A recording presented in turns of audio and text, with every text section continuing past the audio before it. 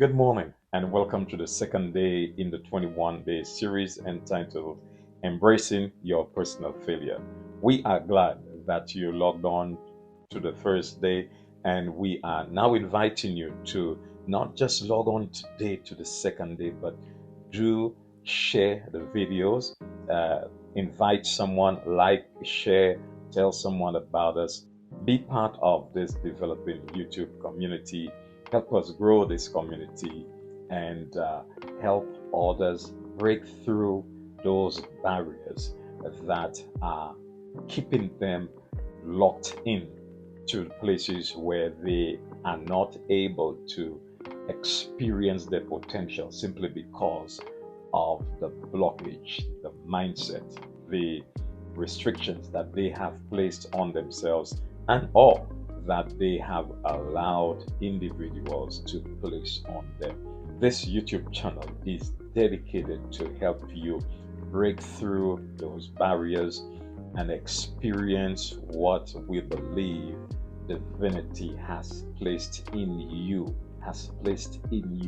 to achieve. You can do so. You can do so. You will experience that sort of growth when it is you intentionally break through those barriers. Welcome again, and we invite you to experience day 2 with us.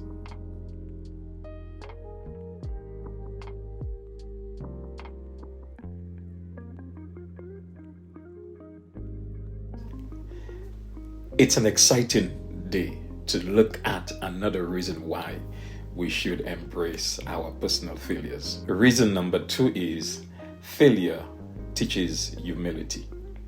Failure teaches humility. Something we all need to learn. Something we all need to not just experience as an event, but to be part of our living experience. Failure teaches humility because it interrupts the illusion that we have completely figured life out. Failure is the alarm clock that awakens us to the reality we don't have life all figured out. But let's talk about humility for a minute. What does it mean to be humble? I'm taking time to discuss it because some persons misunderstand humility and think that they have a monopoly on what it is to be humble. To be humble means to live with an honest awareness of who you are, to know your strengths, to know your limitations, and your dependence on others, the interdependence of humans on each other.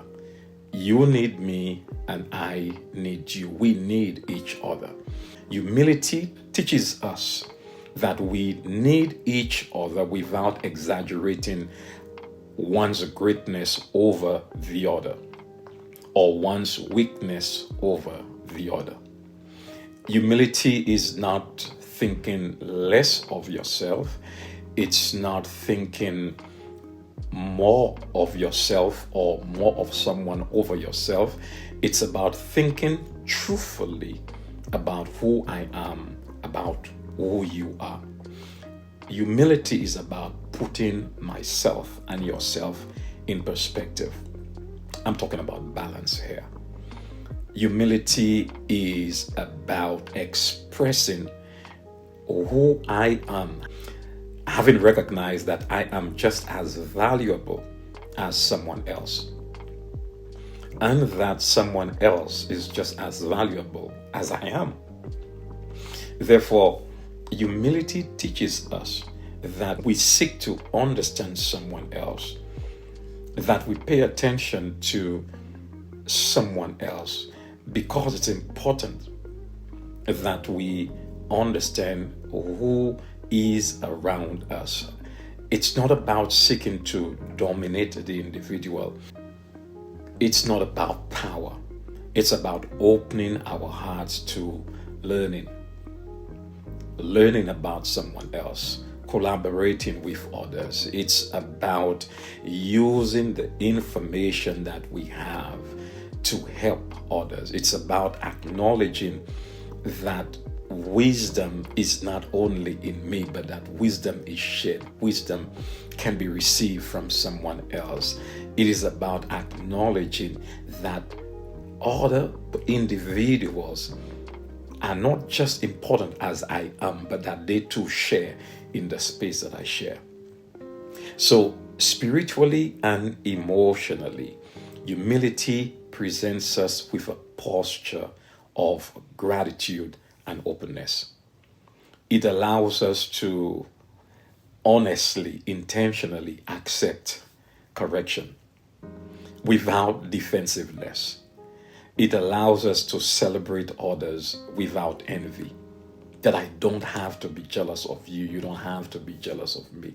It allows us to admit mistakes without being ashamed. Humility does not work hand in hand with pride. It resists pride and pretense. Humility grounds itself, finds its core, finds its redemption, finds its relevance in authenticity, being honest. In essence, what humility is about, it is walking in balance. Being strong, knowing who I am, who you are, but yet being teachable. Being confident, yet being compassionate. Being conscious of who I am, being capable of doing what is necessary to get done, but doing it, as we generally say, not just in love, but with grace. So humility is that quiet inner strength that allows us to grow, that allows us to connect with others in sincerity, and I dare say with sincerity and with respect. So if we are to adopt humility, we would need to manage our mindset on how to express ourselves about others and about ourselves. So how does failure teach us humility? Well, when our best plans fall apart, when our confidence is shaken, or when our abilities prove insufficient, when we come face to face with our own limitations, and we will, it's just a matter of time. That realization does not mean that we cannot continue to be better in the future. That the realization that we have failed is enough to help us ground ourselves in our authenticity, to accept who we are, to accept that we can grow, that growth can take place, but only when we have accepted who we are. So humility born from failure, humility that emanates from failure, reminds us that we are part of a greater whole, part of a whole, part of this universe, not above it. It really breaks down the assumption that we are more than others. So it teaches teachability. When we fail, we learn to listen more.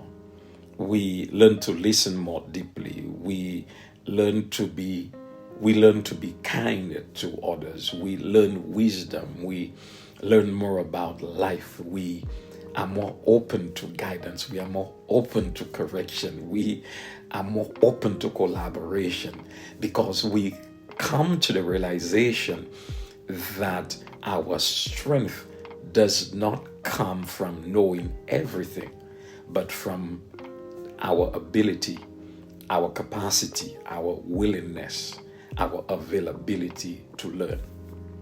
And not just learning from the experiences that we have had, but learning from experiences that present themselves even in an inadvertent way when we least expect those experiences. So failure makes us more compassionate.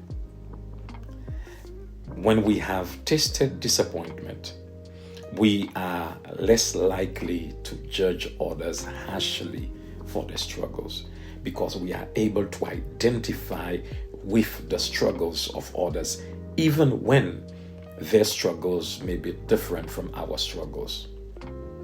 Failure softens our hearts. Our empathy deepens, and we become safer. We become kinder. We become more available to those around us because we understand that our failure is linked to others. Our successes are linked to others, and that we are part of a greater whole. Failure provides clarity in a number of ways. Failure humbles us, not to break us, but to transform us into wiser and more gentle and more teachable souls. Failure is capable of teaching us how to love with authenticity. That's what we are talking about in these 21 days. So how then should we manage that realization when we come to the point of knowing that we have been humbled, or we are being humbled, or that we should become humbled, not as a point in time experience, but that we need to include it in our lifestyle, adopt it in our lifestyle, and to live that way? What then should we do? Well, the most foremost recommendation is that we embrace the failure.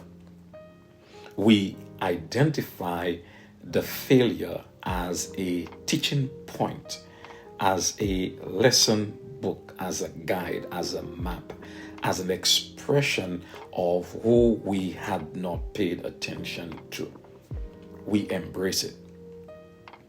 And having embraced it, we need to move ourselves in the direction, intentionally so. We need to move in the direction of learning from those experiences, because humility is needed as we connect with others. What then should we learn from failure? Failure teaches us humility. Every one of us at some point in time would have experienced some measure of failure.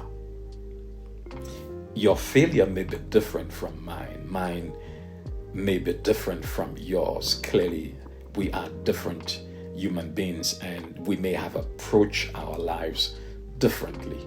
However, we can learn from our failures, and we can adopt a humble approach to how we move forward, understanding that failure is a lesson book that opens the door to a brighter future.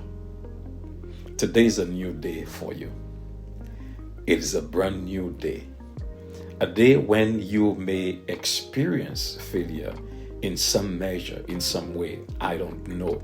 But this is what I'm speaking into your soul today. This is what I'm speaking into your life today. That if you experience failure in any minute of today, that you adopt the lesson, you embrace the lessons that it comes with, and that you humbly move forward in appreciating the lesson book that failure exposed you to.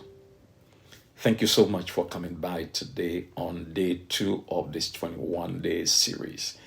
I ask that if you like the content of our presentation, that you tap the like button. If you have not subscribed, that you do so. And feel free, again, I emphasize, feel free to like and share. Tell others about us, for we appreciate who you are and how much you promote us and you being a part of our community.